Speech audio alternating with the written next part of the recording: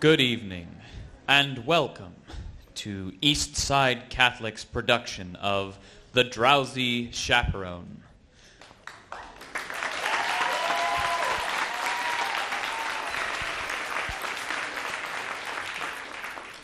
Please take a moment to silence your cell phones out of respect for the performers and those around you. Please, no flash photography. There will be no intermission. Audience members can meet and greet the cast and crew in the lobby after the show. Masks must remain on in a theater and the lobby at all times, even while taking photos. Tonight, the role of gangster number 1 will be played by Juliana de Jesus. Thanks for coming. Sit back and enjoy the show.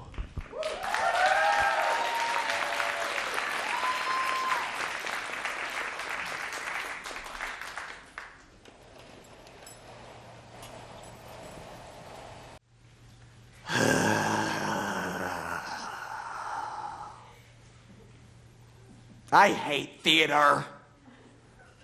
Well, it's so disappointing, isn't it?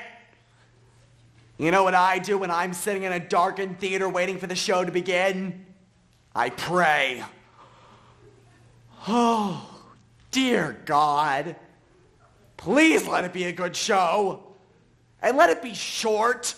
Oh, Lord in heaven, please. 2 hours is fine. 3 hours is too much. And keep the actors out of the audience. God, I didn't pay good money to have the fourth wall come crashing down around my ears. I just want a story and a few good songs that will take me away. I just want to be entertained. I mean, isn't that the point? Amen. You know, there was a time when people sat in darkened theaters and thought to themselves, what if George and Ira Gershwin got for us tonight? Or can Cole Porter pull it off again? Can you imagine? Now it's please, Elton John. Must we continue this charade? It used to be, sitting there in the dark, you knew that when the show began you would be taken to another world. A world full of color and music and glamour. And you thought to yourself, my God, when are they going to bring up the lights? Oh, how things have changed. Oh, hello. How are we today?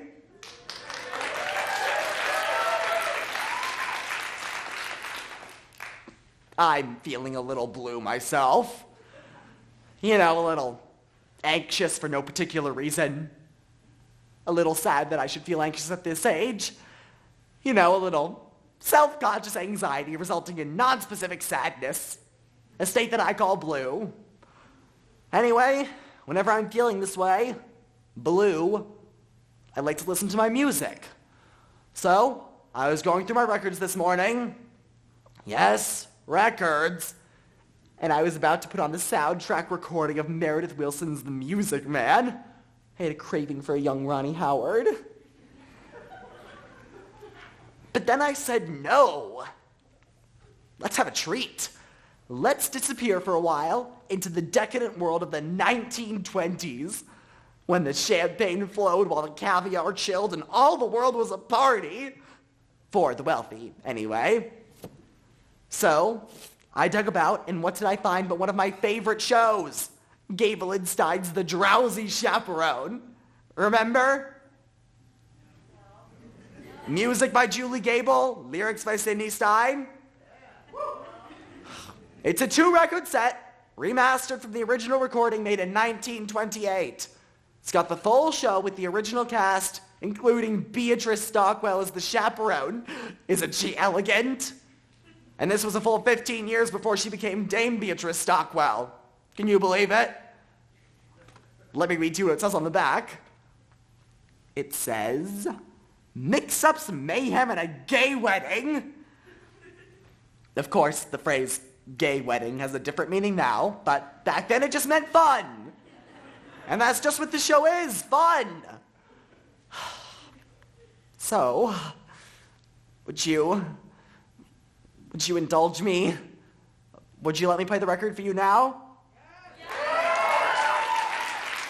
I was hoping you would say yes.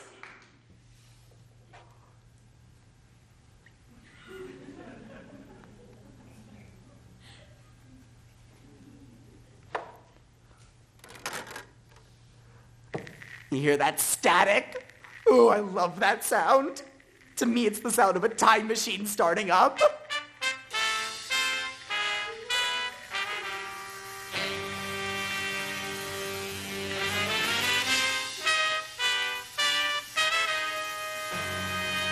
All right, now, let's visualize. Imagine, if you will, it's November 1928. You've just arrived at the doors of the Morosco Theater in New York. It's very cold. Remember when it used to be cold in November? Not anymore. November's the new August now. It's global warming. We're all doomed. Anyway, it's very cold, and a heavy gray sleet is falling from the sky. But you don't care because you're going to see a Broadway show. Listen. Isn't this wonderful? It helps if you close your eyes.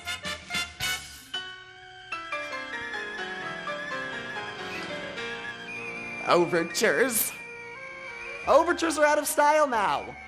I miss them. It's the show's way of welcoming you. Hello, welcome. The meal will be served shortly, but in the meantime, would you like an appetizer?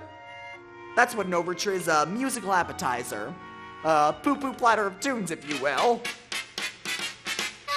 Oh. Something new. What could it be? Ooh, sounds like a dance tune. I'm rollicking. Oh, maybe involving pirates. Don't worry, there are no pirates.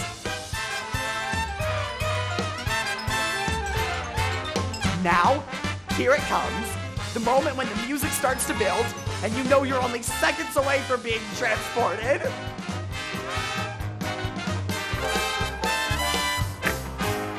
The curtain is going up! I can't wait!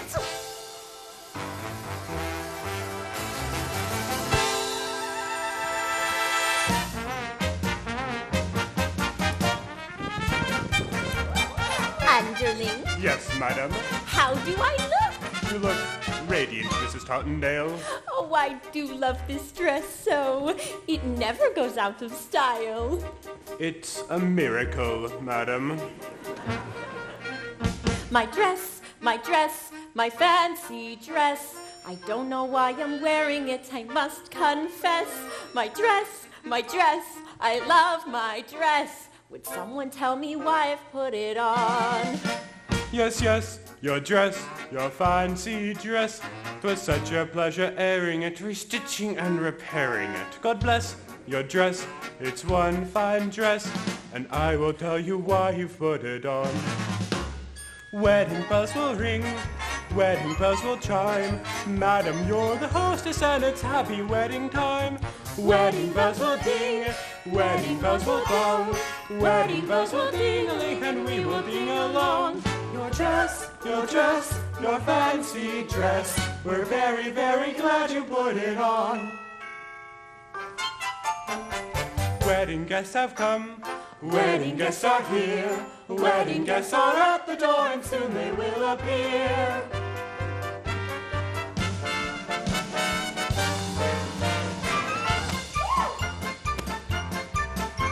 I'm Robert, the bridegroom. I'm here to marry Janet. That's Feltic's Follies, whom I love a lot.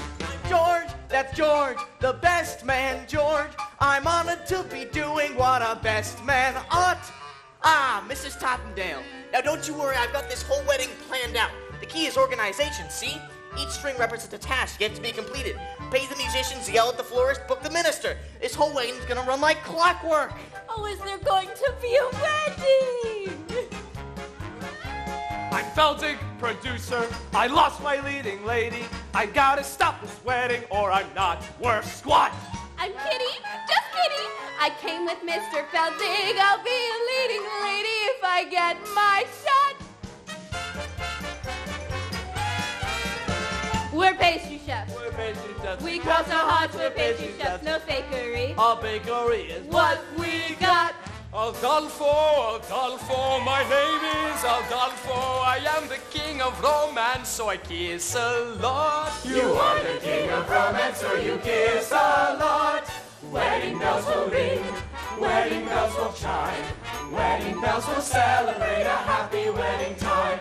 Someone hasn't come, someone isn't here. Where is Janet Vanderbilt and when will she appear?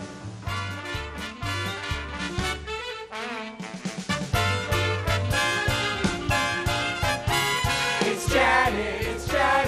Janet Vanderbilt. I'm Janet Vandergraff, here to marry Robert Martin, giving up a life of glamour to tie the knot. Am I late? I'm the chaperone of Janet Vandergraff, maid of honor, friend and confidant, and all that rot. Where's the bar? A wedding, hooray! Prohibition, madam. A wedding, how gay! Good thing I brought my own. A wedding today. Champagne makes me drowsy. It's really happening, truly happening, almost happening. What is happening? I'm Trix, the aviatrix, queen of the sky. I'll circle through the stratus in my modern apparatus. I'm Trix, the aviatrix. I've gotta fly. I'll see you when they tie the knot. A wedding, hooray! Ding-a-ling. Well, there you have it. All the guests have arrived. We have a bride who's giving up the stage for love, her debonair bridegroom, a harried producer, jovial gangsters posing as pastry chefs, a flaky queen, a Latin Lothario, and an aviatrix, and, of course, my favorite character, the Drowsy Chaperone. What more do you need for an evening's entertainment?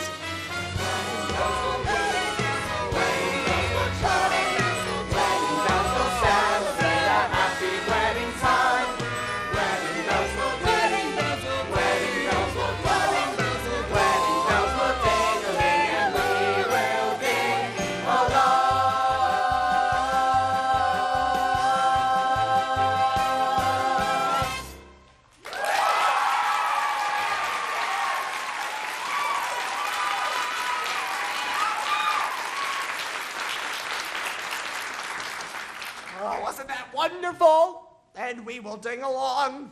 I don't even know what that means. All right, I'll lead you through this record as best I can. Don't worry, it won't be hard to follow. So, we begin with a welcome from the love-struck groom. Well, I just wanted to thank you all for coming. Why, who would have thought that I, Robert Martin, would be marrying a glamorous showgirl? And who would have thought that this glamorous showgirl would be willing to give up a successful career for me, Robert Martin? Aww. Now, if it weren't for prohibition, I'd say let's raise a glass. Here. To Miss Janet Vandergraff, the most beautiful girl in the world. Absolutely not. Excuse me? The bride mustn't see the groom on the day of the wedding. It's bad luck. Oh, I hope you heard that, because that's the plot. Basically, hang on for the ride. Breakfast will be served in the Arabian room. Say, it's a little early in the day to be drinking, isn't it? I don't understand the question. Look, you're the chaperone. Your only job is to keep Janet away from Martin. You understand? Aye, aye, mon capitan. Oh, Robert, who's my little monkey? I'm your little monkey. So, the bride and groom are whisked away, and we turn our attention to the B-plot, which involves the producer. Mr. Feldzig. Getting married and leaving show business? Mr. Feldzig. Doesn't she know that I've got obligations? Mr. Feldzig, I can be your leading lady. You said it yourself, I'm useless in the chorus. Kitty, for the last time, you ain't got what it takes. But I've been taking lessons. Singing, acting, ballet. Ballet. Yeah, I'm pretty good too. Last week I auditioned for Swanee Lake. Oh, a little annotation here. Kitty and Feldzig were actually a couple in real life. Jack and Sadie Adler. Now this is a familiar comic construct. A stupid woman and her long-suffering companion. Well, she appears stupid, but in the end she does something clever. It makes everyone wonder whether it's all just an act. The irony here is that Sadie actually was quite stupid. Jack had to explain all the jokes to her, apparently. Still, she had a wonderful career on the stage. At that time, the theater was the only place where stupid people could earn a decent living. This was before television, of course. Kitty, I don't have time for this. A petite for Mr. Feldzig? Not now. How about a profiterole? I'm not hungry, boys. Then how about we give you something else to chew on? Yeah, something that ain't food. What? Your confusion is to be expected. Although we stand here before you under the guise of innocent pastry chefs, we are also And primarily, employees of a certain individual Such an individual? a certain individual. who has sent us here to... Actually, no. He has sent us here as pastry chefs, and he is also the single largest investor of Feldz's Follies. He has sent us here As pastry chefs, to express his concerns over Miss Van de Graaf's impending nuptials. specifically, That if she gets married and leaves the show, then there ain't no show. Say, don't I know you? No, you don't. Have you ever spent any time in Toledo? Have you ever spent any time in a coma? No. But I have a cousin in Seattle. All right, Kitty. Thank you. Boys, you can tell your boss that this wedding ain't gonna happen. You have my word. Oh, we have your word, all right. But to go back on that word is a recipe for disaster. Now, I hope we have made ourselves perfectly eclair. One can only hope. You biscotti be kidding me. A trifle much. Don't talk with me. All right, you can drop the pastry chef routine. Alas, we ganache. Run the lamb. Lamb's an entree, you macaroon.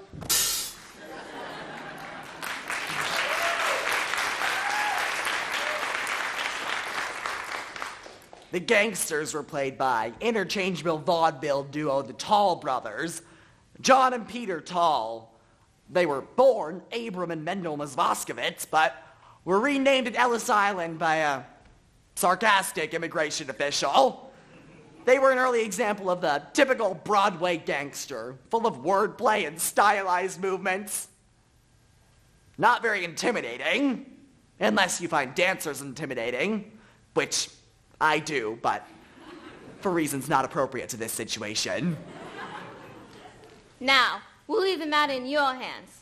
In the meantime, feel free to browse the dessert carousel. Try the Toledo surprise. It's to die for!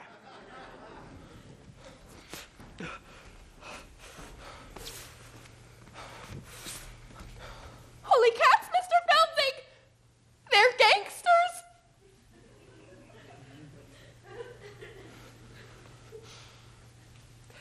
Very perceptive. Now go powder your face. God, I gotta find a way to stop this wedding. Oh, but in Lord's name, how? How? How? I always found that moment a little bit overplayed. So, with the story well on its way, let's go to the groom's room.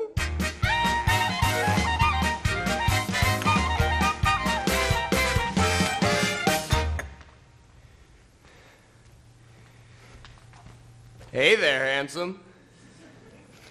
Show me those pearly whites. The groom was played by the dashing Percy Hyman. He started out as the Albright toothpaste man. His fabulous smile adorned every tube. Albright was hugely popular in the early 20s because it contained cocaine.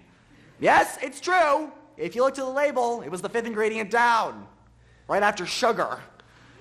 Anyway, it wasn't long before he became a huge matinee idol. Now, don't you worry. It's perfectly normal for a groom to be nervous on his wedding day. It is? Of course. I love Percy Hyman. Now, some people say he was a bad actor, and to those people I say, shut up.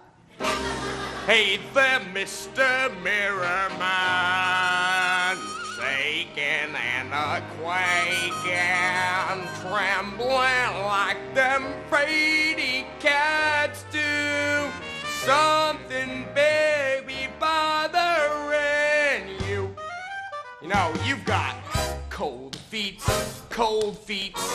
Brother, you've got cold feet. You can make them cold feet hot with a little rhythm. Young feet, old feet can be uncontrolled feet.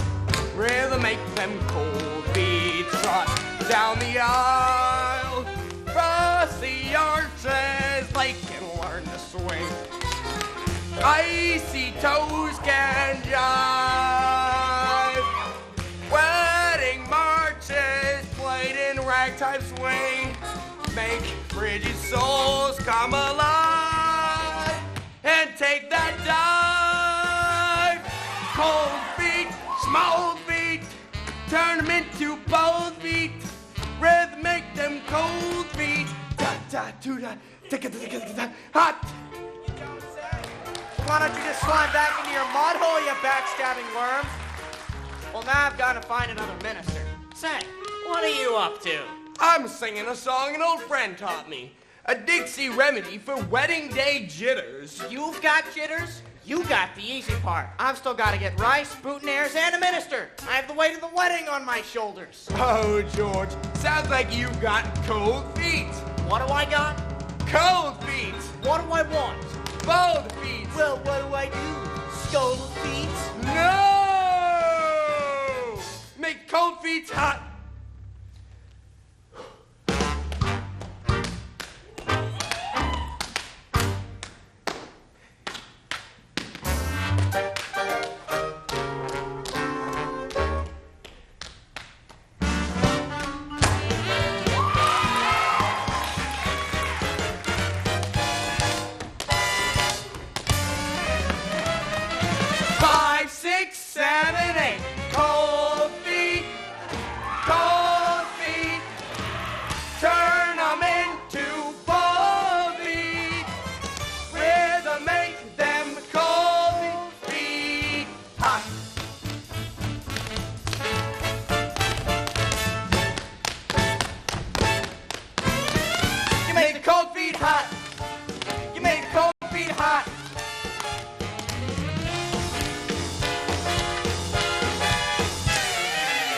Make the cold feet hot.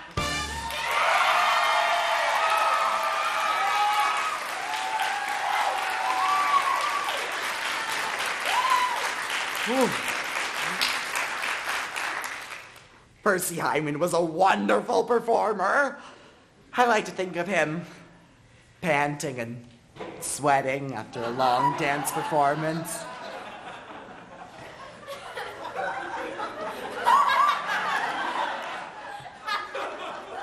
He's still alive, you know.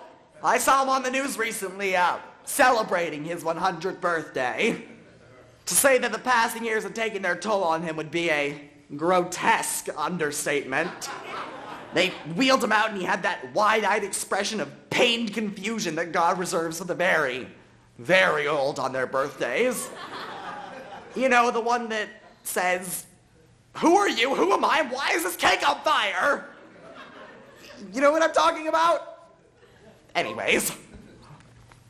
All right. That's enough of that. Tap dancing around like a fool. I'm sorry, George. I was just trying to calm my nerves. It is my wedding day, after all. But you could have snapped an ankle. Tap dancing is too dangerous. Here, you should go out for a skate. That's what I like to do when I want to blow off some steam. George, what would I do without you? Oh, no. You're not going out like that, my boy. You might see Janet. Here, take this blindfold. George, you think of everything. Just looking out for you, my boy. And no more tap dancing.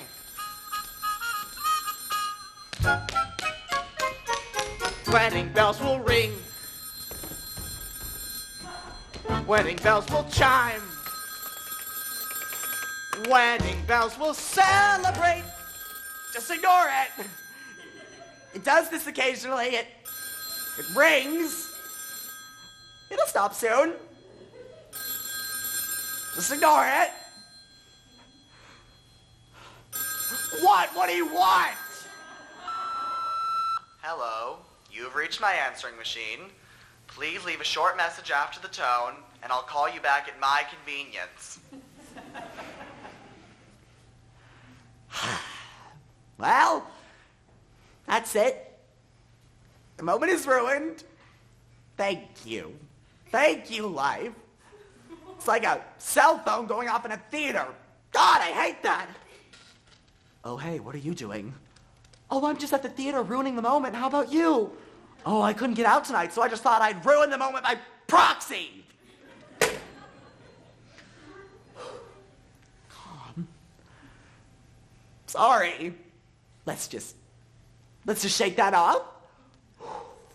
Let's go back in our minds to 1928. They didn't have cell phones in 1928, but sure they had something for the ruining of moments. Bugles or something. Happy wedding time! Happy wedding time!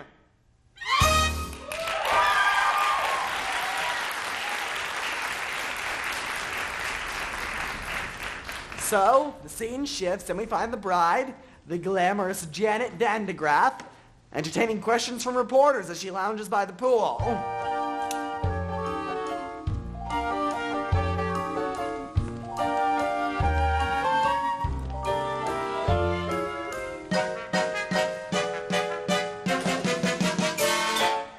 Ms. Vandegraff, is it true that you're giving up a successful career to marry a man you hardly know? Yes, Robert and I met on the Lido deck of the Ile-de-France. He amused me with stories of his father's oil interests. We spooned, briefly, and then he proposed. So you have no intention of returning to the stage ever? I shan't. You shan't? I shan't. Can we quote you on that? Yes, of course. One more question. Yes. Why in the world would anybody put olives in a Gibson? I got a question. How can you give up your place in the footlights, knowing very well that you have grease paint in your veins? Victor, please. Oh, Janet, I'm begging you. Dump the mug. Stay with the Follies. I'll do anything. I'll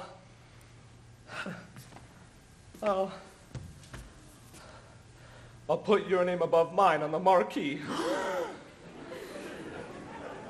Oh, Victor, if you think this is about vanity, you couldn't be more wrong. I don't want to show off no more. I don't want to sing tunes no more. I don't want to ride moons no more. I don't want to show off. I don't want to wear this no more. Play the saucy Swiss Miss no more. Blow my signature no more. I don't want to show off. Janet, please! Don't try to control me. I've made up my mind, and that's it. I quit. I'm leaving it all behind.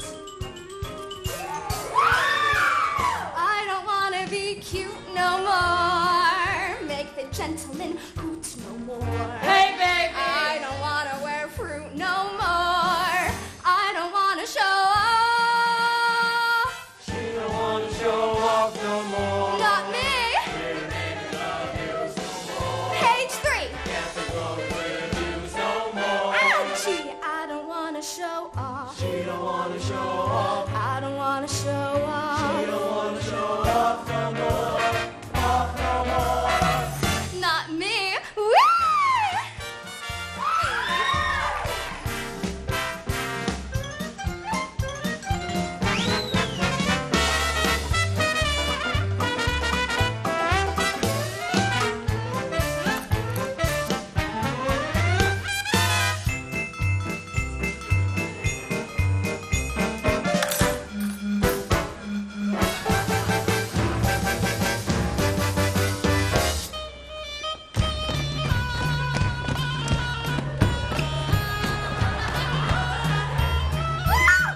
I don't want to show off.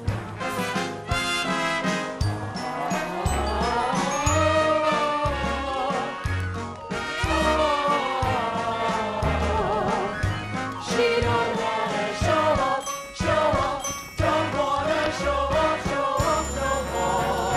Don't want to show off no more. Where's Janet? Janet!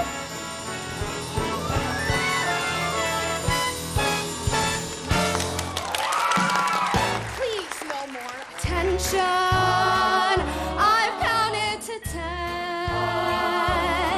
and I'm through. Farewell. Adieu. You'll never see this. Farewell. You'll never see this. Never see this. Never see that. Never see these again. I don't want to change keys no more. I don't want to strip tease no more. I don't want to say cheese no more. I don't care if you scoff. I don't want to be cheered no more. Praised no more. Grabbed no more. Touched no more. Loved no more. I don't want to show off. I don't want to show off. I don't want to show off.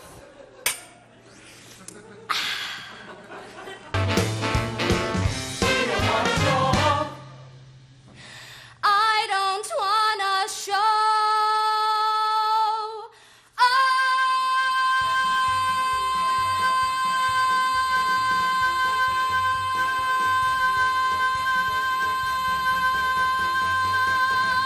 No more.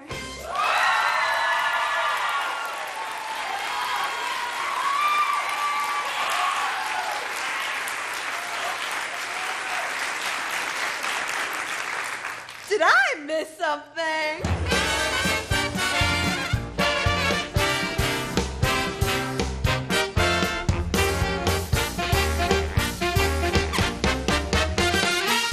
Well, Mr. Feldzig, it looks like Miss Vandegraff has no desire to continue her life on the stage. Can't you see it's killing her soul? Don't worry, boys. This isn't over yet. Yeah, I'm surprised she didn't do an encore. I don't want to encore no more. Keep 'em shouting for more. I guess I'll keep the floor no more. I don't want to show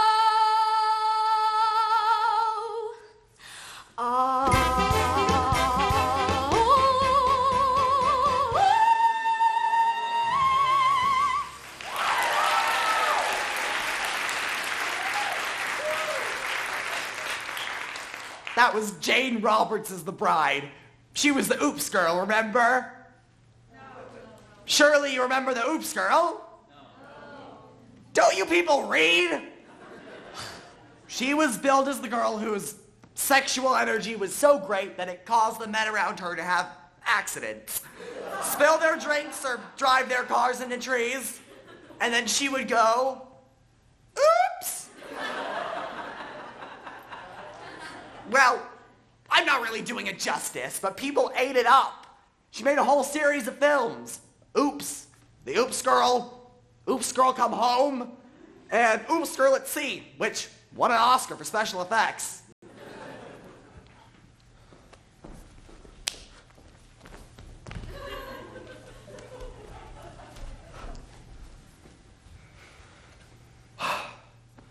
Okay. Begging and groveling didn't work. On to plan B. For this plan, I will need an accomplice.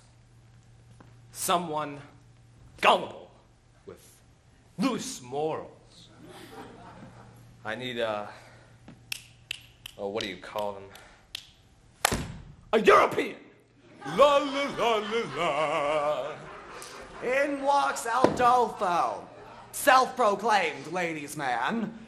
Aldolfo is played by former silent film star and world-class alcoholic Roman Bartelli.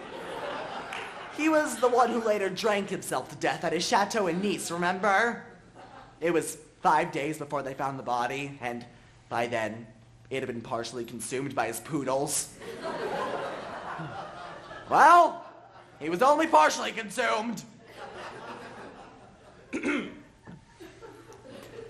Excuse me, sir.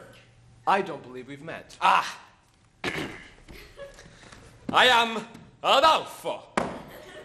You are Adolfo? Yes, I am Adolfo. Not the Adolfo. Yes, I am Adolfo. That's funny.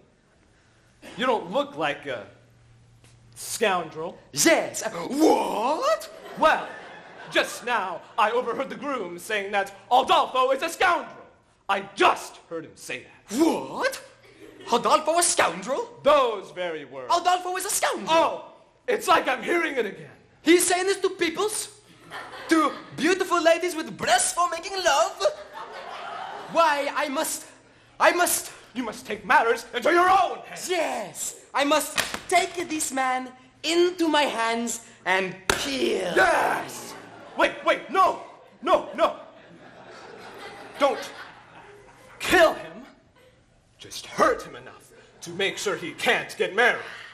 Show me to this groom. Wait! What? What kind of man is this groom? A big man? Well, Burly fellow? he's big on the outside. Oh, no. Adolfo will not bite big men. Only small, pale, wheezy little people that Adolfo can punt far, far away. But no big men. Okay, so you're a lover, not a fighter. Yes, Adolfo is a lover of beautiful ladies. Some say, I am the king of romance.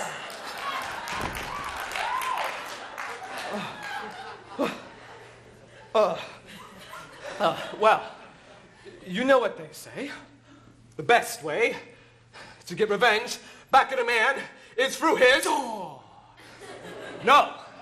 The best way to get revenge back at a man is through his... Window. No. Revenge back at a man through his... Louis, there is no other ways. I am not Santa Claus coming down a chimney. Through his woman. Oh, his woman? Yes, Adolfo, you must seduce his woman. His woman. His bride. Yes, Adolfo will seduce the bride. This will show people Adolfo is no scoundrel. Yeah. Now, show me to this bride. Wait. What? What kind of woman is this bride? A big woman? No. A burly woman?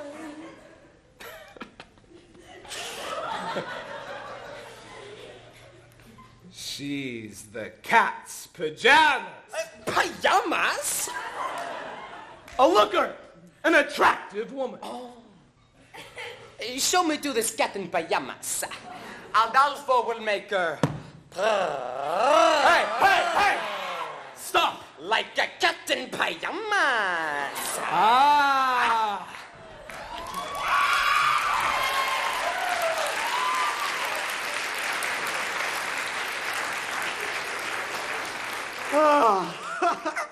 Roman Bartelli chewing the scenery. You certainly couldn't get away with a performance like that nowadays, could you? Mature contemporary audiences are too sophisticated to accept broad cultural stereotypes on the stage. So we banished them to Disney. Let the children sort it out.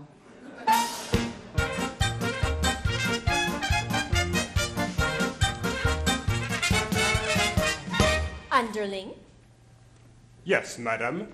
the pastry chefs have been kind enough to provide the liquor for the party. But remember, Underling, we have to be discreet. Yes, madam. It is prohibition, after all. I am aware of that, madam.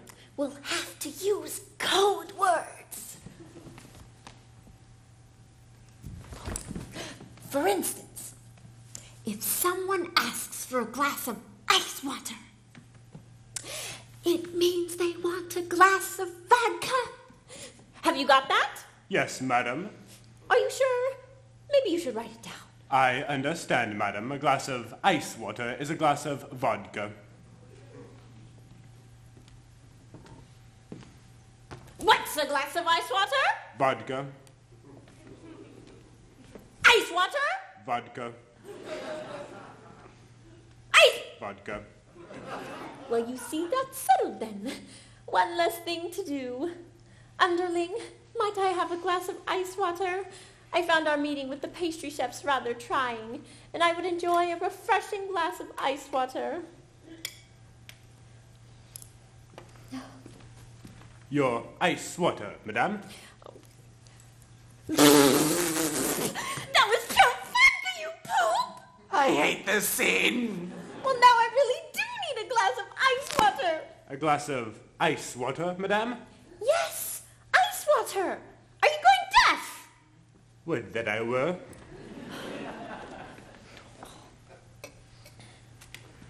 Your ice water, madam. That was pure vodka, you poop! You can see where this is going, can't you? It's really just a series of spit takes. Your ice water, madam. That was pure vodka, you poop! You know, in some aspects, the Drowsy Chaperone was actually quite progressive. A confident young actress playing the aviatrix, for example. Your ice water, madam. That was pure vodka, you poop! Yes, some aspects were progressive. Others were stale in 1928. You know what, I'm just gonna skip ahead.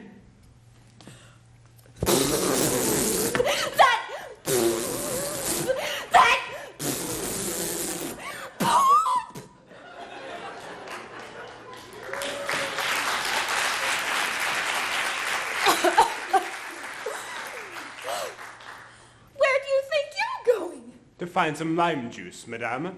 Lime juice, for heaven's sake, why? I'm going to wring out my eyebrows and make myself a gimlet.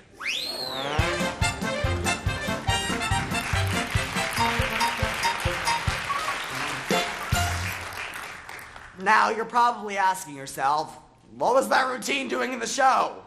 Well, it's very simple. There's a song coming up and they needed something to allow for the set change.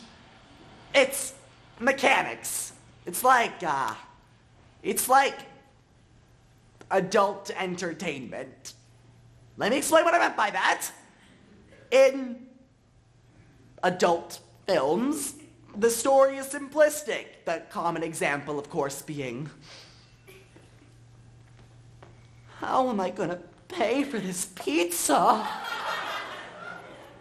My point is, as in a musical, the story exists only to connect the longer, more engaging production numbers. What? Well, what kind of society do we live in if we can't discuss the similarities between adult entertainment and musical theater?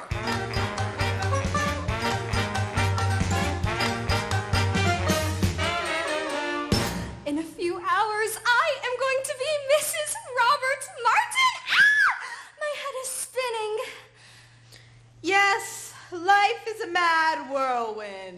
Oh, this is a really interesting scene. This is the only time in the whole show that Jane Roberts and Beatrice Stockwell are alone together on stage. Now, Jane Roberts was an emerging star, but Beatrice Stockwell was already well established and a force to contend with. I'm so full of apprehension. Though I suppose that's normal, considering the circumstances. Have you ever been married, Chaperone? No. I drink for pleasure, not out of necessity. Your ice water, madame. I'm afraid are fresh out of olives. Have you ever been married, underling? Heavens, no, madam. If I'm to serve a woman, I prefer to be paid for my efforts. Oh, you two.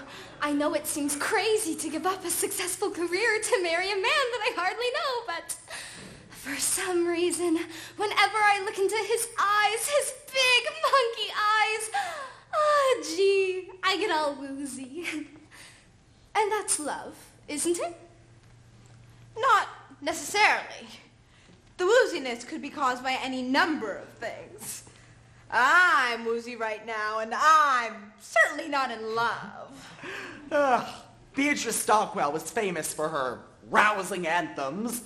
She entertained and inspired the troops in every major world conflict, up to and including the Falklands War. Of course, by then she was in her late 80s, and her anthems didn't so much rouse as stupefy. Still, she demanded that a rousing anthem be included in every show she ever did, even if it wasn't appropriate. But you just couldn't say no to her. That's star power. Really, you're not being the least bit helpful. Couldn't you at least allay my fears with a few choice words of inspiration? Inspiration? Really, dear? That's not my forte. Yes, but if you just... As we stumble along on life's funny journey, as we stumble along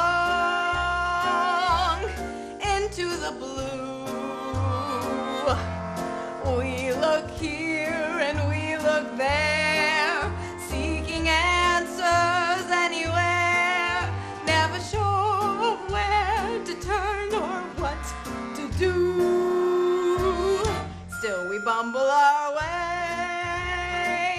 through life's crazy labyrinth, barely knowing left from right nor right from wrong. And the best that we can do is hope a bluebird will sing his song as we stumble along.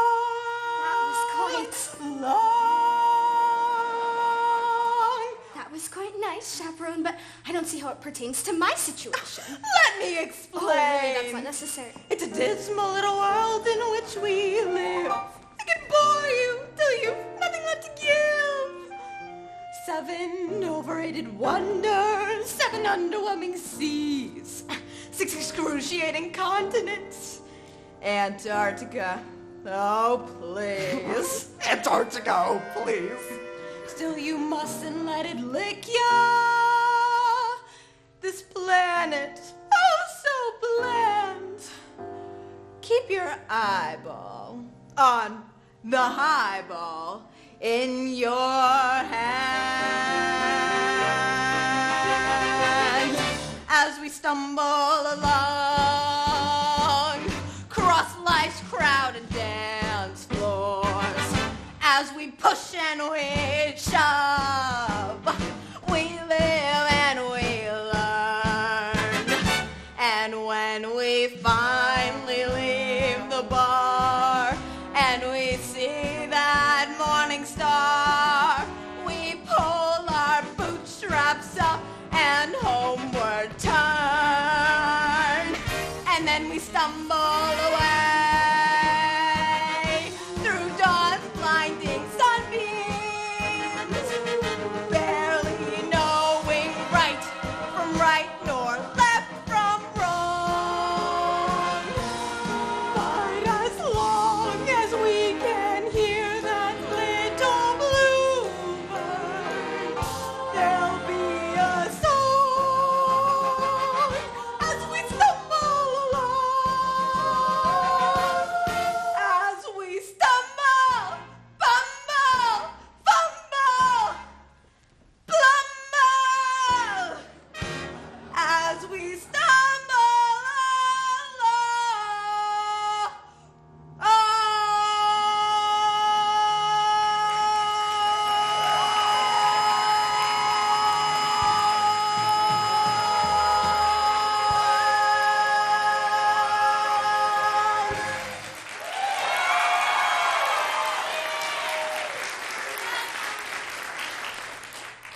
just love her.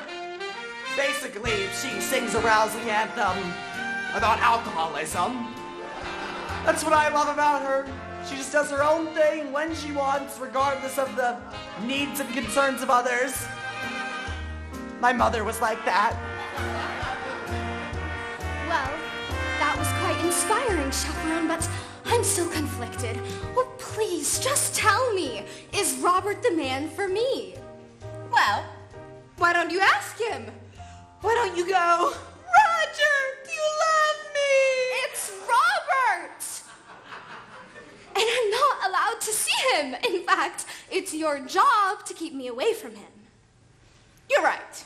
And I take the responsibility very seriously. However, I'm just this moment feeling terribly, terribly drowsy. I'm afraid I'll have to have a lie down. Now, whatever you do, don't go wandering through the garden seeking out your fiancé to ask him the question upon which your future happiness depends. Oh, thank you, Chaperone. I just have to know if he loves me. Such a skinny little fool. Still, I envy her. Oh, when will love come crashing through my door? La la la la la. Look who it is. It's Adolfo. Come to seduce the bride. I am Adolfo. Try not to think of the poodles when you're listening to this part. I am Adolfo. And you, a bride. No, I am not. What? But this is bridal suite. And you are the only one here. Therefore, you must be bride. Interesting argument, but I'm afraid you are a moron. What? Me, no. Bride. Perhaps I could take a message. Yes, very well. Dear Van de Graaf bride, I must make love to you and take you to a place of ecstasy. Sooner is better. Signed, Adolfo, King of Romance. Well, you saw through my little ruse. You found me out. Ah, so you are the bride. Apparently, yes. Take me out, dollface! No, not dollface, Adolfo! You must remember my name for when we are making love and you are screaming. You must say the right name or it will spoil everything. How can I make you remember?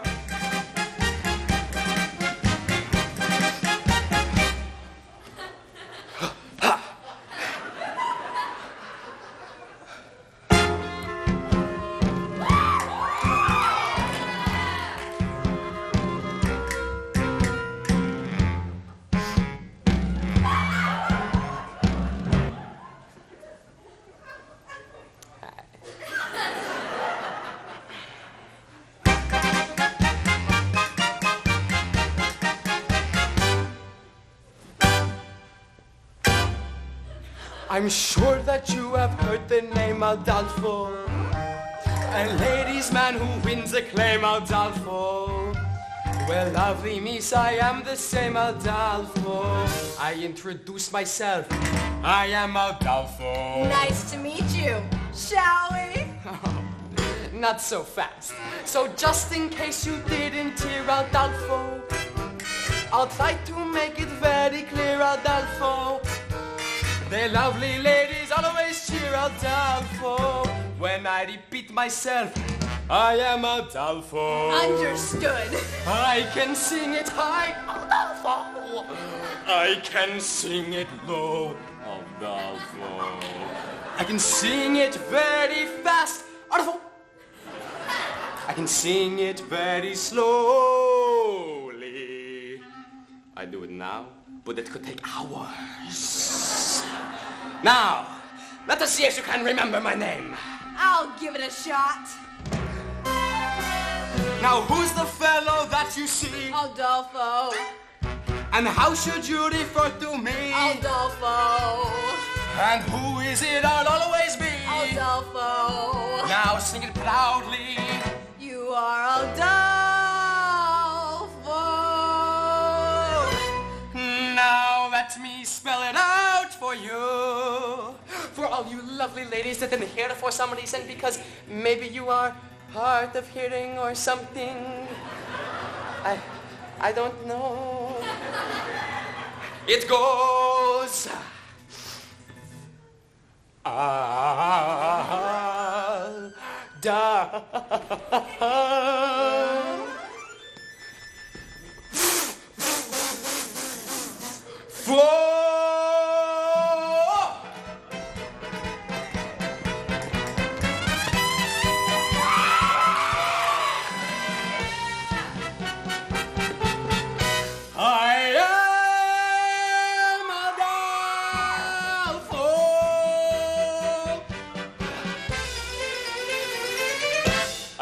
Adolfo.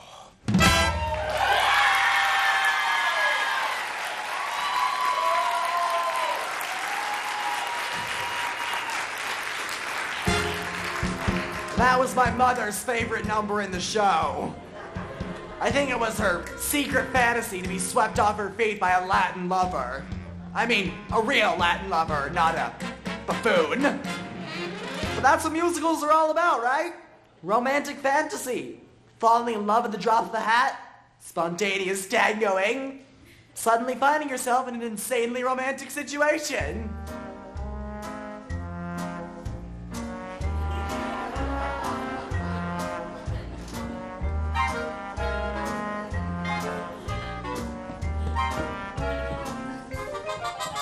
I'm an accident waiting to happen. La da da da da da da da da. La da da da da da. Robert, look out! Don't worry, madam. I'm getting married today, so I have to wear a blindfold. A blindfold? Yes. Say, who am I speaking to anyhow? Why, it's me. I mean, Mimi. Mimi from France. This scene couldn't be any more ridiculous. I hear you are marrying Janet Van de Graaff. Non? Oui. I hear she's very beautiful. Oui. And glamorous. Ah. Oui, oui. Is it true that she has an exceptionally broad range and excels at playing both dramatic and comedic roles? Say, I'm having trouble placing your accent. Which part of France did you say you were from? Oh, the middle part, where they make the toast. You were telling me about your, how do you say it in English? Fiancé? That's right. Well then, tell me, when was the moment when you knew that she was the only one for you? It's a funny story, actually. We were standing on the Lido deck of the Isle de France. Yes? I was amusing her with stories of my father's oil interests. And then what happened? And then I looked into her eyes, her big, glamorous eyes. And I felt all woozy. And then you fell. And then you fell? Right on my keister. Then I said, well, I guess I don't have my sea legs yet. But we haven't left the dock. That's what she said. That's when I knew it must be love. And then you said? Then I said, there was a time I could stop on a dime.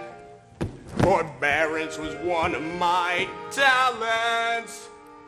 But since you've been around, I can't hold my ground.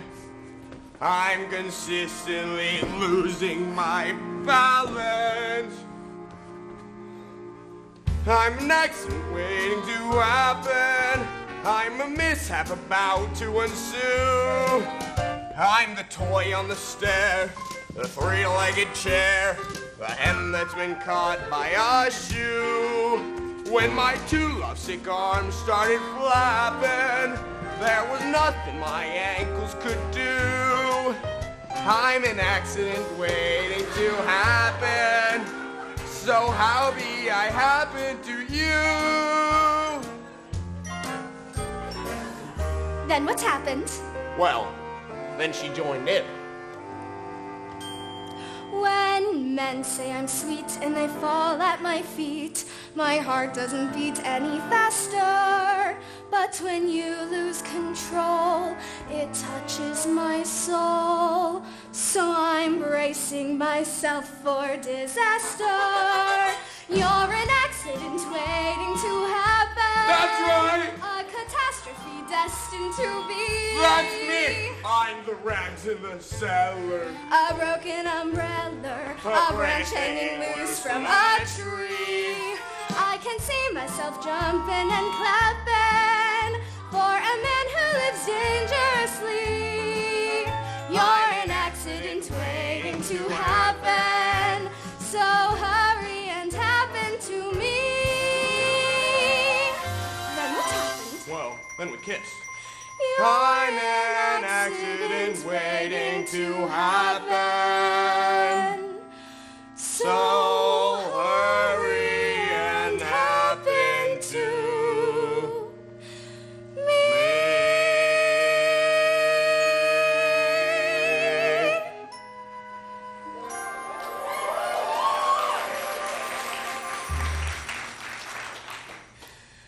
Wait! You kissed a strange French girl on your wedding day!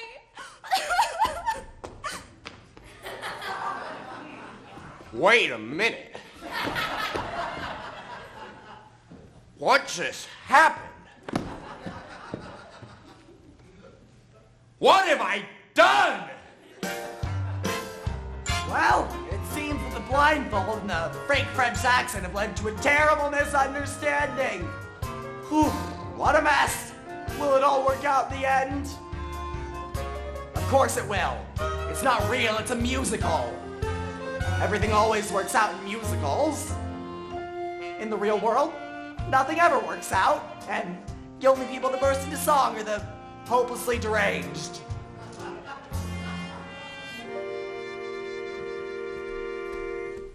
Mr. Feldzig! Where is that philandering foreigner? Mr. Feldzig! How long does it take to seduce one bride? Mr. Feldzig, you don't need Janet no more.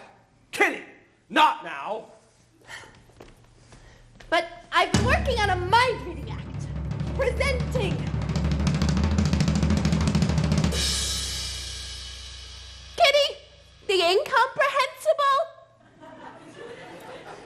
Now think of something. Oh, I'm thinking of something, all right. Wait. I'm getting it. Pick up some milk and a loaf of rye bread, and don't forget to shave your legs. You're reading your own mind, you idiot. No wonder it was so easy. Mr. Feldzig.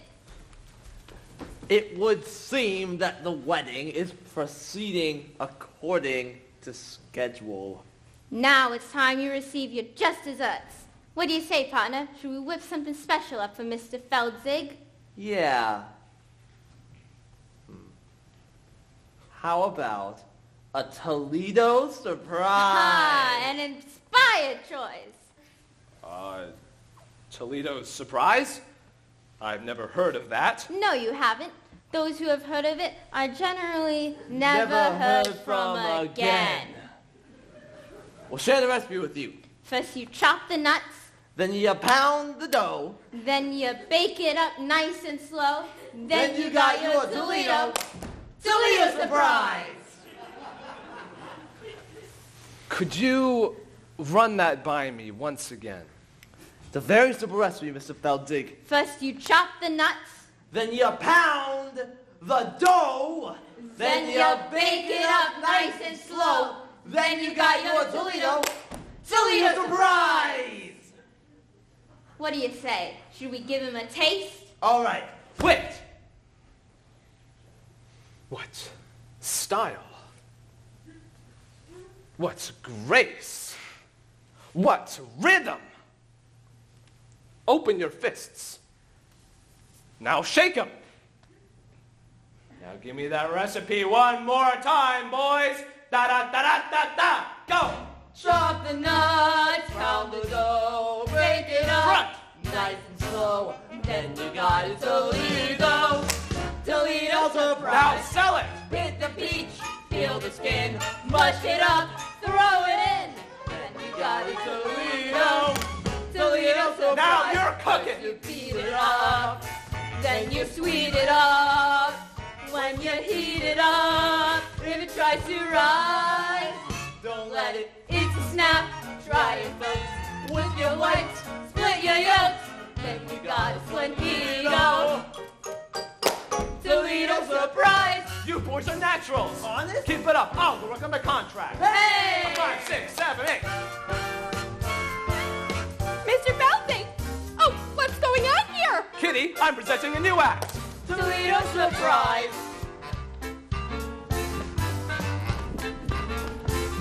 You mean you're putting gangsters in the show and you won't put me in? They're not even in the union! Kitty, you got it all wrong. This new act is for you. And these boys are back-up dancers. Backup dancers? Holy cats! Ah, that hot Toledo dance to my libido. Good, yes, indeedo. Sugary, yum, yum. Hello? Surprise!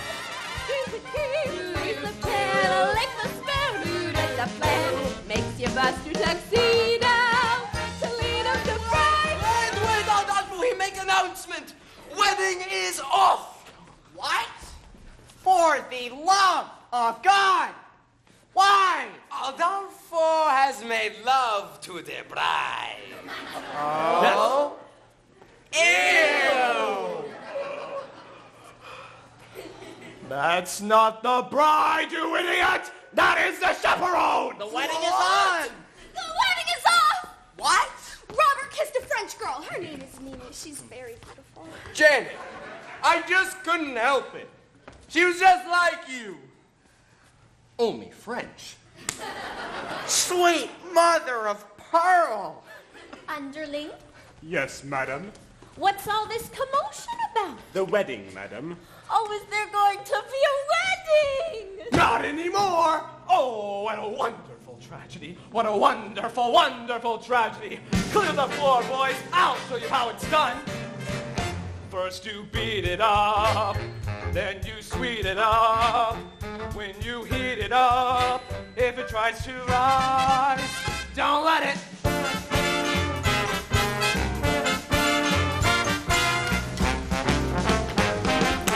Toledo surprise! Surprise! Wait until it's ready. Surprise! Wait until it's ready. Surprise! Wait till it's ready. Now it's looking ready. Surprise! Got it. Makes me twitch, makes me shake. This dessert takes the cake. Hits me like a torpedo. Toledo surprise! Toledo surprise! Toledo surprise! Surprise!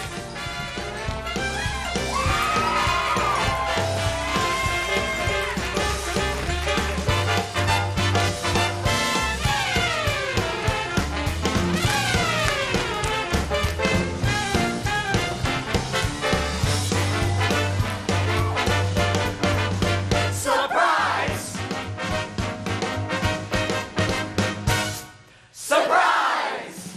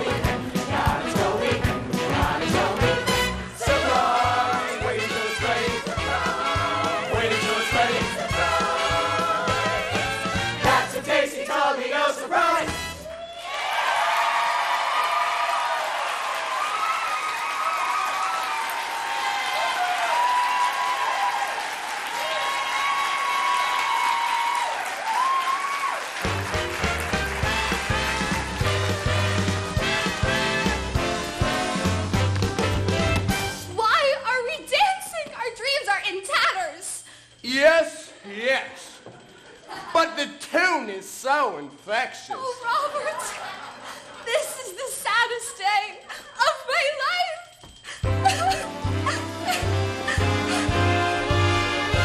Wedding bells won't ring, wedding bells won't chime. They will never celebrate their happy wedding time.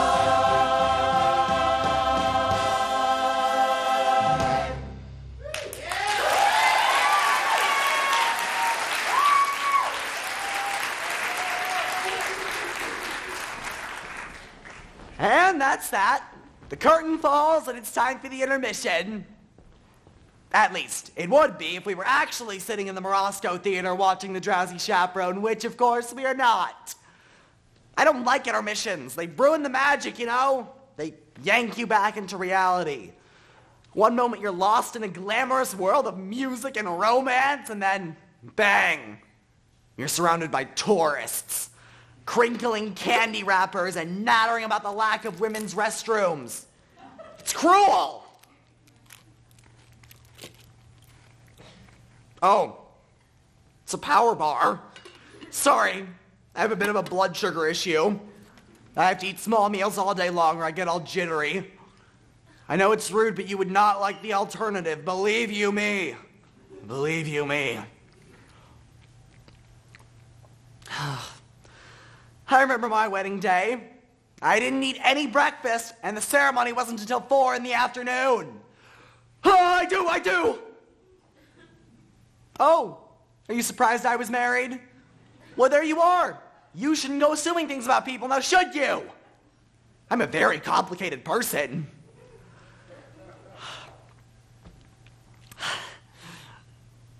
I have to pee now. I'll be quick, I promise. And while I'm gone, you can listen to the beginning of Act 2.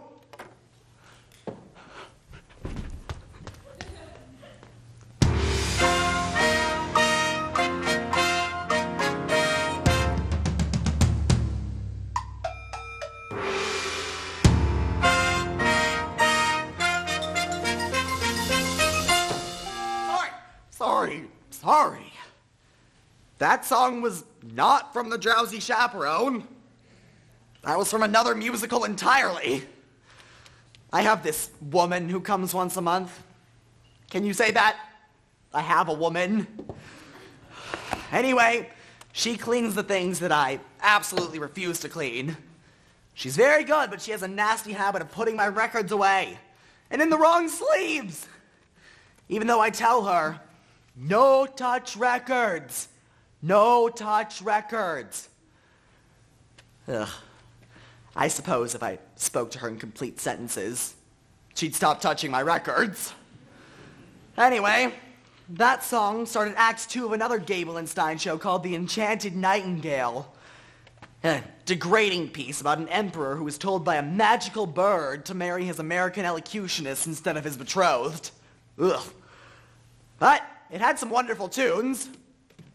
Oh, Beatrice Stockwell played the American lady, and Roman Bartelli played the emperor. Yes, he was a man of 1,000 accents, all of them insulting. Act 2 of The Drowsy Chaperone begins with this, a haunting lament from a very depressed bride.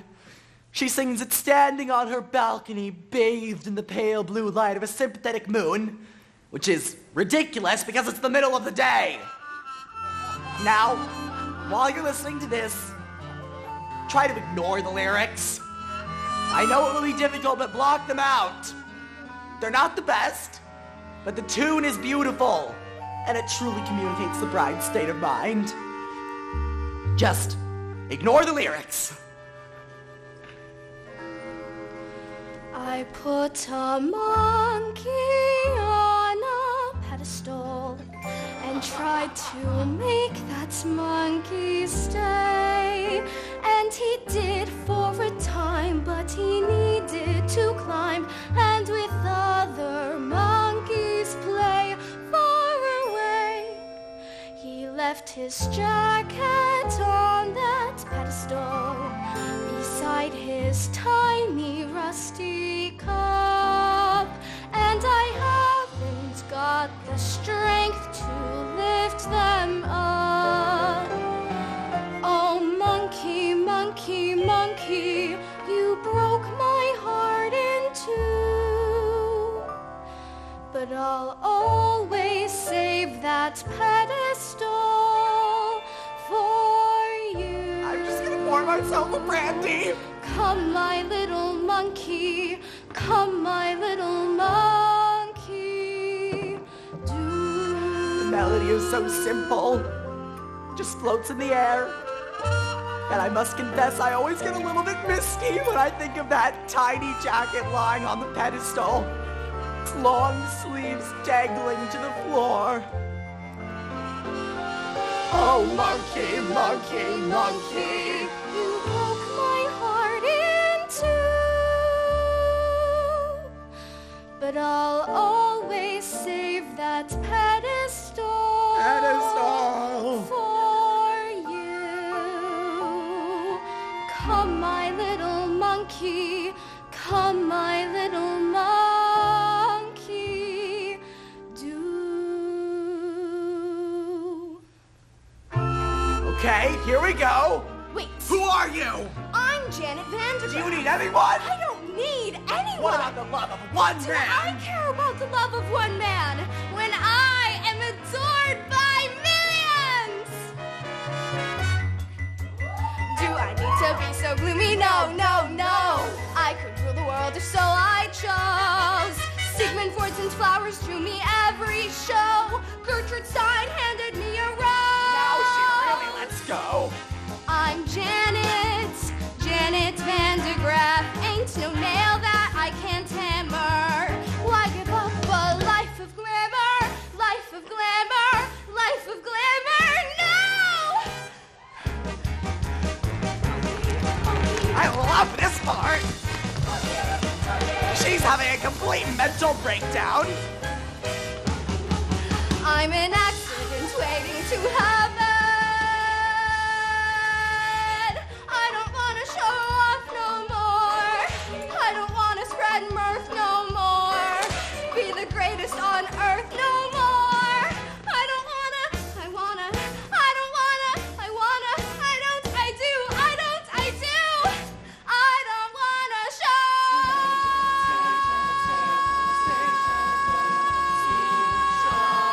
And I think sure, Janet, future is secure. Janet, millions will do just fine. But any future I could ever care to shape includes just one two-time and cad who drives me ape.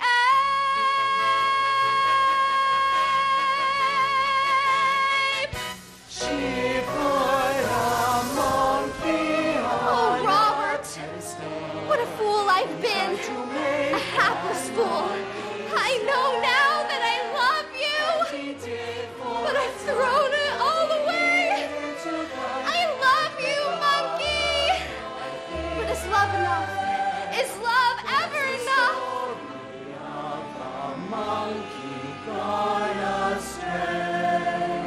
I ask the stars above.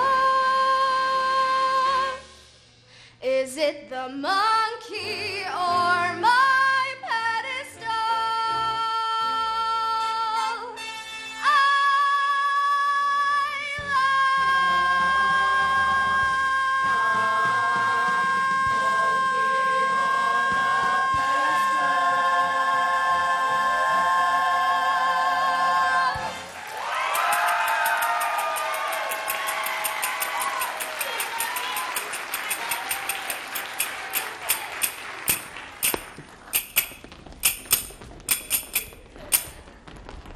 Don't you just love that number? It has everything. A little Busby Berkeley, a little Jane Goodall. And that's another thing I love about musicals in general. When characters are in crisis, they sing and they dance, which is so much more interesting than just whining about it. But that's the glory of musical theater. Oh, you see? This is what I'm talking about. This is life. You manage to be happy for 5 seconds and something starts ringing.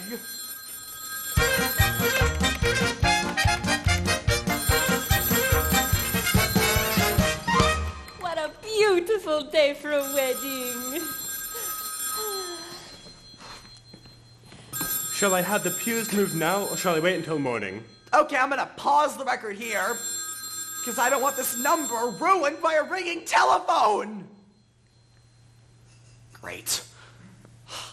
Here we have two vaudeville performers who have slipped through the cracks of time.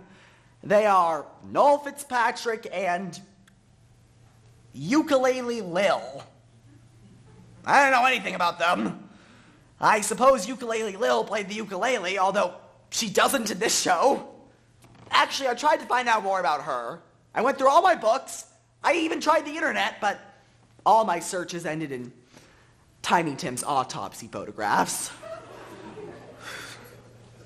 Anyway, they're both charming. Why would you have the pews removed? The bride has called off the wedding, madam.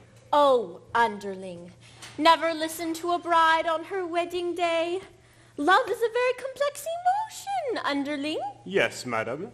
You can be very close to someone 1 minute, and the next, why, you just want to strangle them! Do you understand? I'm familiar with the urge to strangle. Yes.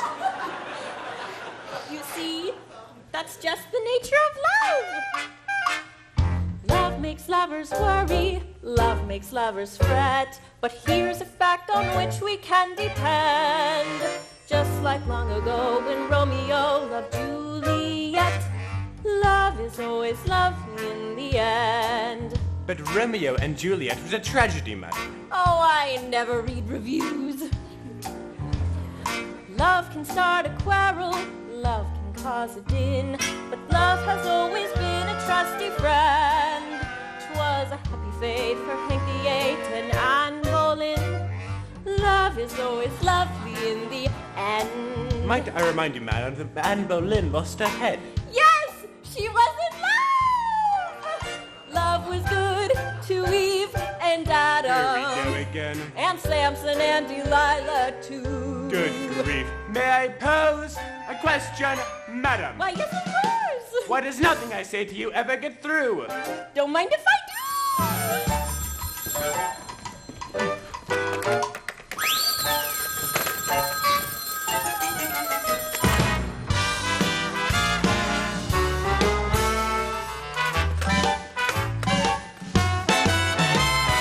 Love is always lovely in the end. Oh, excuse me, madam. I promise of a glass of ice water. Love sneaks up behind you, love drops from above, but love would never consciously offend. Love has certainly been kind to me, and my true love, love is always lovely in the end. But your late husband was a brute. I don't mean him, you silly coot. Love is always lovely. Lovely, lovely, lovely. Love is always lovely in the end. Love is always lovely in the end.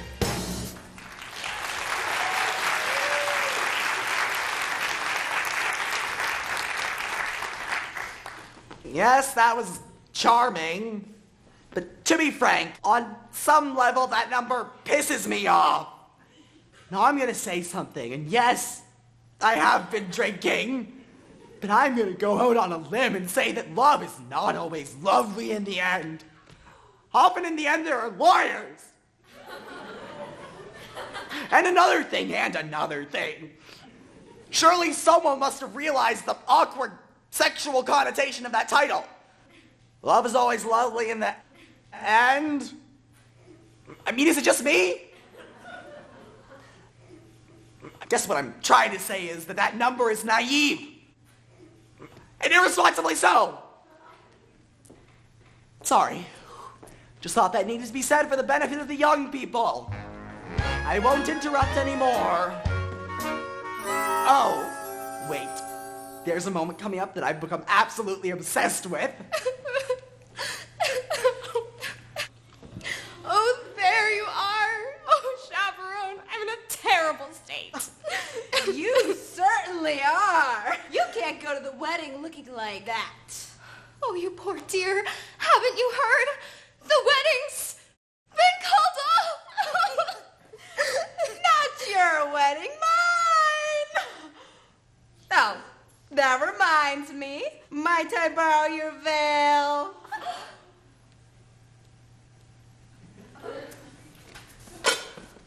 You're getting married? But to whom?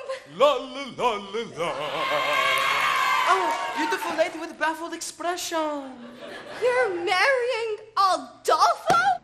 I know it's surprising, but when I look into his eyes, his big, clumsy eyes, I just get all drowsy.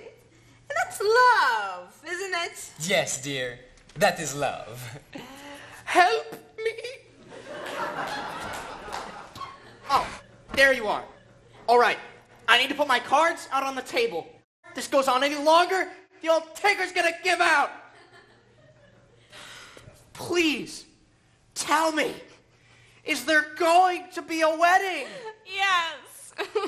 Thank the Lord in heaven. Adolfo and the chaperone are getting married. What? Oh, there you are. I have wonderful news. There's going to be a wedding. We know. You know? Yes. We just found out. But who told you? I did! And how did you know? What difference does it make? Mrs. Tottendale and I are to be married in the garden at 7:30 this evening. What? What? Oh, yes. Congratulations to everyone. Say, what kind of cockamamie wedding is this? Everyone's getting married except the bride and groom. Oh, Janet, there you are. I've been looking everywhere for you. Hello, Mr. Martin. Oh, Janet, please don't be that way. Can't you find it in your heart to marry me? It's our wedding day. George has gone through all this trouble. And, well, I do love you. More than I can say. But you kissed another woman. Yes, and I just can't understand it. Look, this may sound ridiculous, but when I was kissing that French girl, why, it was just like kissing you. Oh, Robert, you were kissing me. Wait, you mean you're Mimi? Wow, that French accent was remarkably accurate. Why, thank you. I developed it while playing the role of Monique in Hold That Baguette. There you are. Now, before you do anything, think of this. No matter how well you play the part of the happy wife, you'll never, ever get a standing ovation. Oh, I don't know. Oh, I'm so confused. Chaperone, please, just this once, give me some advice that is coherent and appropriate to the situation. Should I marry Robert? Okay, here it comes. The moment I was telling you about. And not only the culmination of the plot, but a moment that has fascinated me more than any other, and that has brought me back to this record again and again. Here it comes. Well, my advice to you is... And this is it. Listen. Vow while you can. You see? You can't quite make out what she says because someone drops a cane. I'll play it for you again. Vow while you can. Is she saying live while you can or leave while you can? Vow while you can. I mean, it's Beatrice Stockwell, so it might just be a cynical quip, but this is a wedding after all. And that's exactly what you think when you're standing at the altar, isn't it? Live or leave, and you have to live. Because you do love her in some way. It isn't an exact science. An arrow doesn't come down out of the sky and point to the one you're supposed to be with. So one day you say it to someone, you say, I love you. And you basically phrase it as a question, but they accept it as absolute fact, and then suddenly there she is, standing in front of you in a $3,000 dress, and there are tears in her eyes, and her nephew made the humpah, so what do? Do you say, I was kidding, I was joking? No, you live, right? You choose live. And then for a couple of months you stare at the alien form in bed beside you, and you think to yourself, who are you? Who are you? And one day you say it out loud, and it's a child separation and couples counseling, and all your conversations are about her eating disorder and your Zoloft addiction, and you're constantly revisiting and reevaluating and redefining until you finally lose the deposit on the house, and the whole relationship ends on a particularly ugly note with your only copy of Gypsies spinning through the air and smashing against the living room wall. But still, in the larger sense, in a broader sense, it's better to have lived than left, right? Oh, well, you can. You have no idea how many times I've listened to that. Oh, Chaperone, you certainly have a way with words. Robert, my answer is yes. I will marry you. Wonderful! Wonderful! Well, Mr. Feldzig, looks like this wedding's a done deal. You're in trouble now! And there's nothing you can do about it. But there is. I found a new leading lady. Presenting Kitty, the Incredible. Now, Kitty, concentrate and show the boys how you can read my mind. My mind.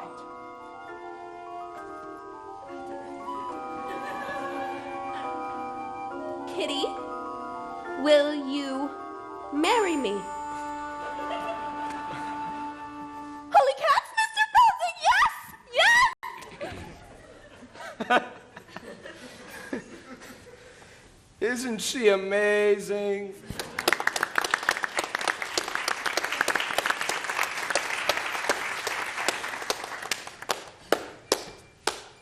Well, what are you waiting for? You ladies go put on your frillies.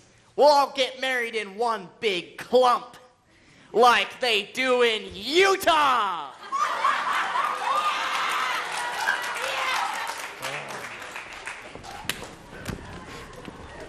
Well, George, I don't know how you managed to pull it off. 4 weddings in one day? I guess you're everyone's best man now. I am? Yeah! I am! Hip, hip, hooray! He's George, that's George, the best man, George. I'm honored to be doing what a best man ought. He's basking in the glory of a fight well fought. Wedding bells will ring, wedding bells will chime, wedding bells will celebrate a happy wedding time.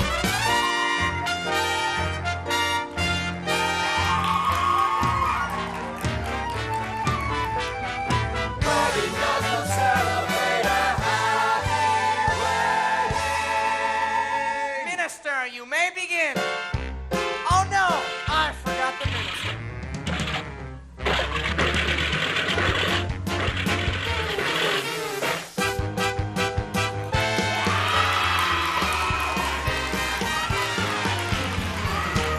Who the hell are you?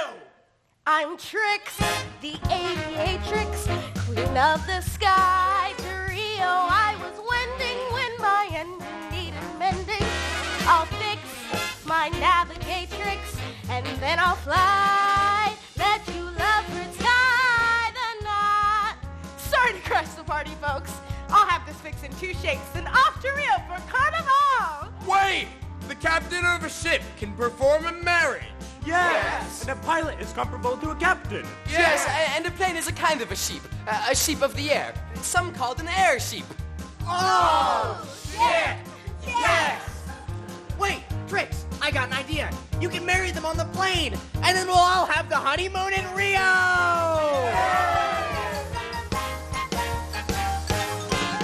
A bride and groom, the chapel may bring a tear to the eye, but what a thrill when lovebirds trill I do in the sky.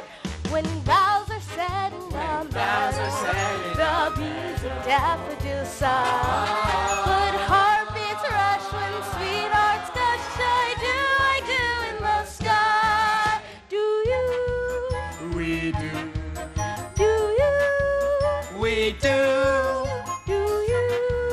We do. Do you? We do. A bride and groom in a chapel may bring a tear to the eye. With rainbows bending before us and clouds meandering by, one can't explain that sweet refrain. I do in the sky.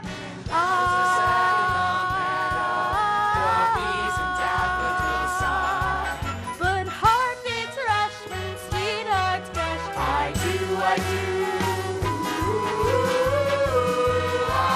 do in the sky. Look, up ahead. Do you see it? Could it be? Yes, it's Rio! Well, hurry up, Trix. We've got some honeymooning to do. Then fly. It's such a thrill when lovebirds trill and fly. And vows meandering by. One can't explain that sweet refrain. I do.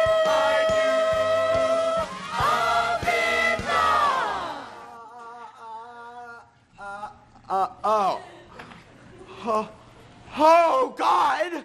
Oh, I can't believe it. Oh, okay. Everybody stay calm. This happens occasionally. It's a horrible old apartment with terrible wiring.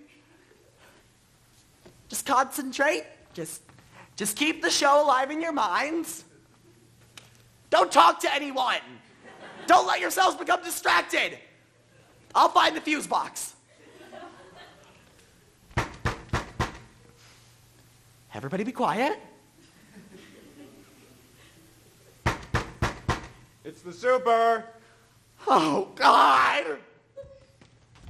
Hi. Hello. Your lights are out? Mm-hmm, yes. Yeah, we shut the power off because we're replacing the breaker panel down in the basement. Yes. So, when we went to shut the power off, all the breakers in all the apartments tripped. Yes. That's what happens. It's normal. Yes? So, I gotta fix your breakers. Now. It'll only take a second. All right. Because I tried calling you earlier, but there was just no answer. Oh, I've been having this problem with the phone. And here we go.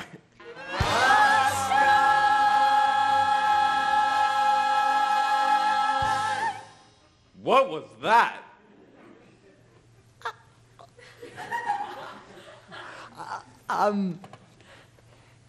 It was a record. What kind of music was that? It was just music. It was a show, a musical. You like musicals? No. I love musicals. I go with my wife all the time. It's amazing what they can do nowadays. Did you see Miss Saigon? They landed a helicopter on stage in that one. Yeah, I've seen them all. Cats, Les Mis, Saturday Night Fever. I like the movie better. Really? Well, goodbye.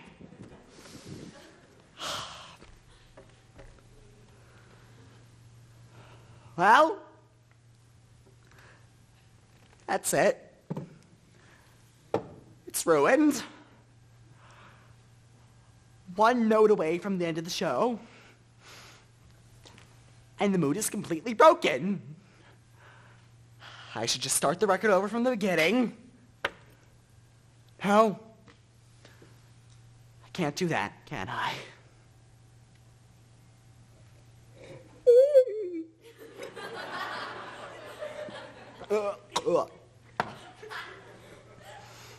Oh, it's so frustrating.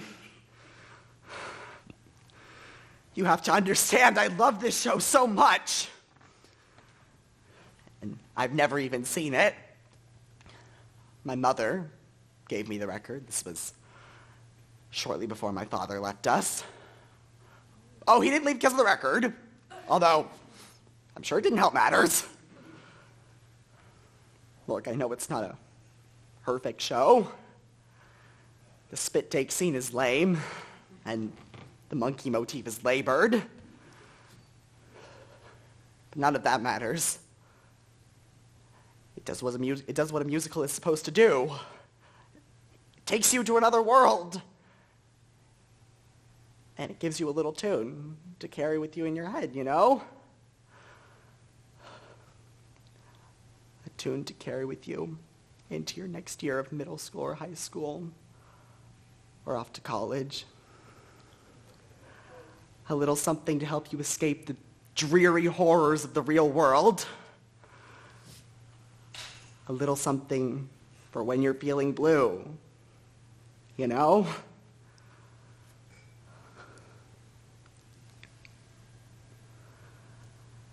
As we stumble along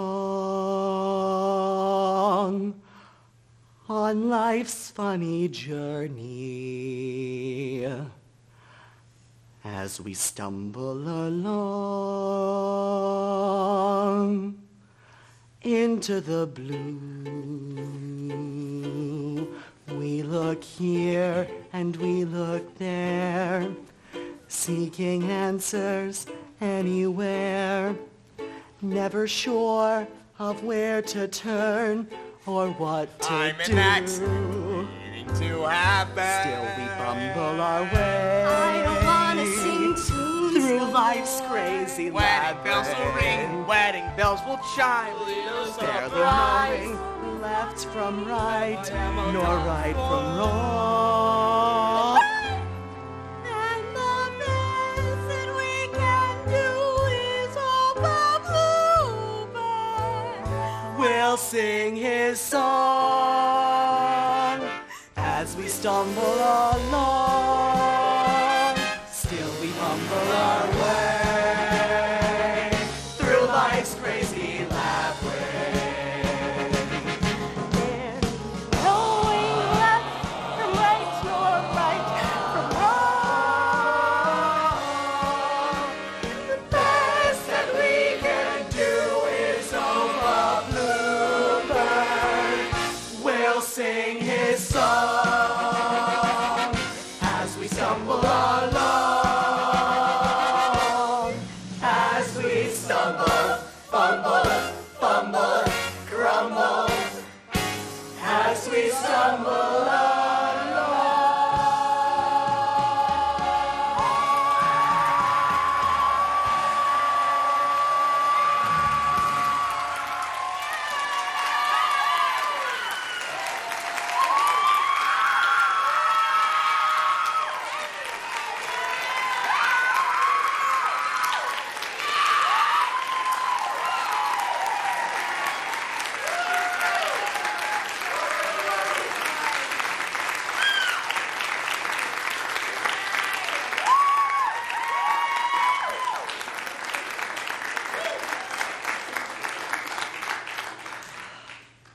Goodbye, everybody.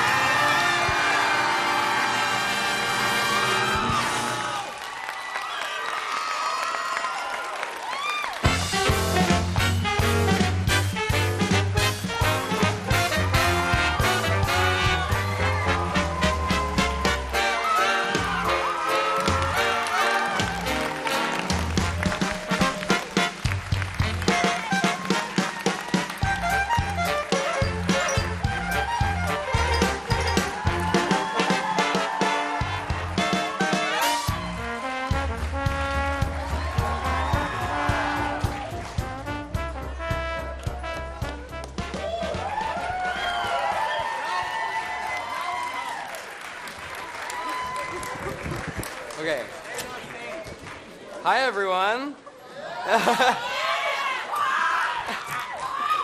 All right, so I'd like to call our 9 directors to the stage, and our 2 student leaders as well, Heaven and Jordan. You can clap now. That's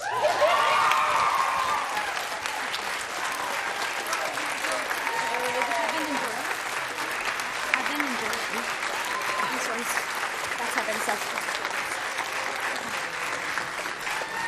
Where's Heaven? Oh, there. Hi, Heaven. Okay, so we have our first gifts here for Heaven Donaldson, our dance captain.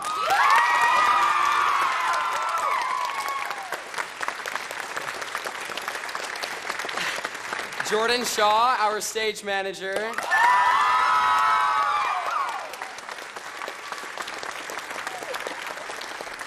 The next one goes to Tim Buck, our tech director.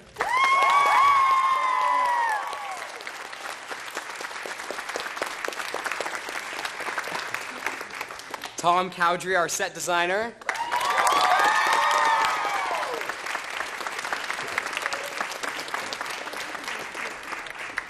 Tom Kittredge for sound support.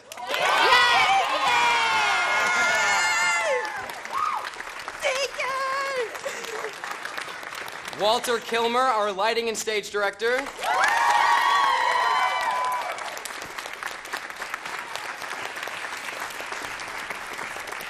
Cheryl Cope, our costume director and designer.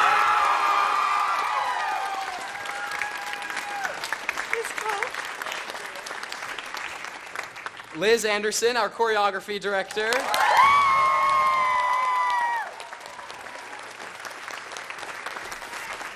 Mr. Jacob Malpoker, our music director.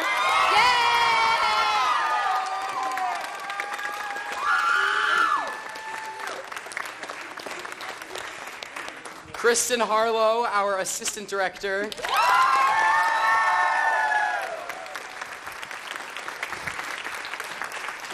And the fabulous Miss Whiting, our director.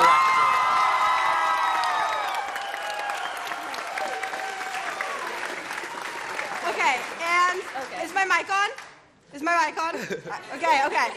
And my mom, she's right there. Hi, Mom. My mom made Miss Whiting a necklace as a thank you for all your hard work in this production.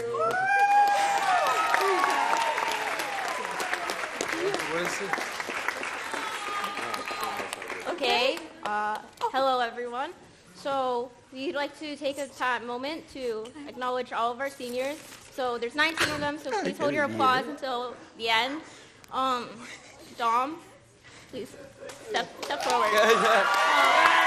Yeah, Dom! Hold up. I said hold your applause. Hold up. I said hold your applause until the end. Matthew, please step forward.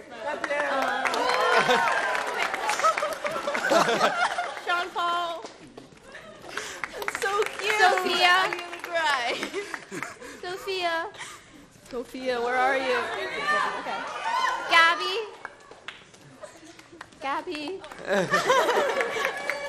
Vivian. Kate. Danny. Riley. Olivia. Addie. Morgan. Ben. Natalie. Sam. Alex. CJ. Ellie. Oh, okay. And last but not least, Brooke.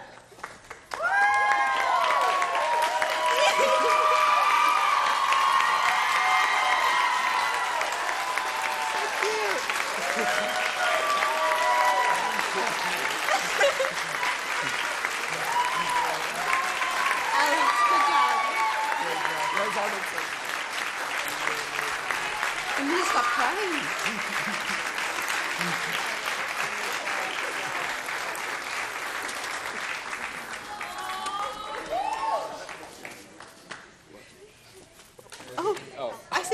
doing. Okay.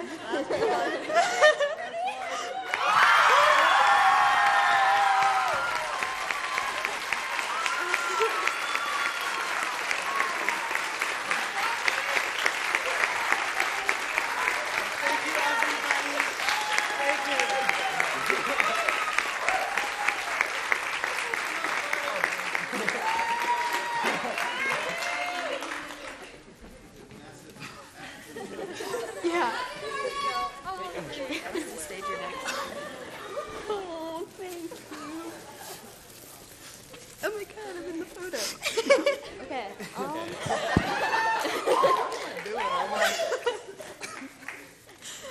Okay, okay. And then we'll meet everyone in love. Yeah.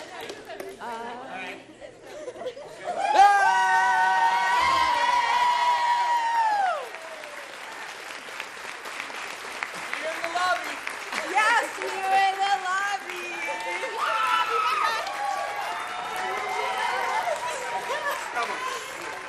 I don't know what to do with this.